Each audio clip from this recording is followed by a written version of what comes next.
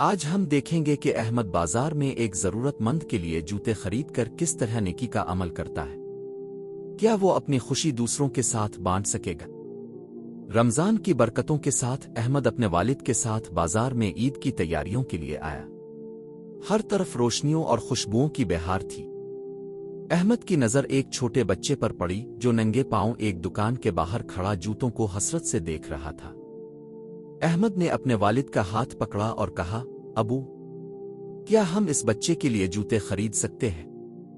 والد نے مسکرا کر احمد کو گلے لگایا اور کہا، بیٹا، نیکی کا یہی اصل مقصد ہے۔ پھر وہ دکان کے اندر گئے اور جوتے خریدے۔ جب احمد نے جوتے اس بچے کو دیے تو اس کی آنکھوں میں خوشی کے آنسو آ گئے۔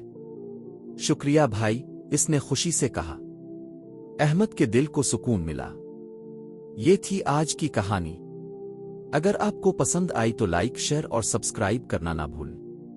مزید دلچسپ رمضان کہانیوں کے لیے ہمیں فالو کریں۔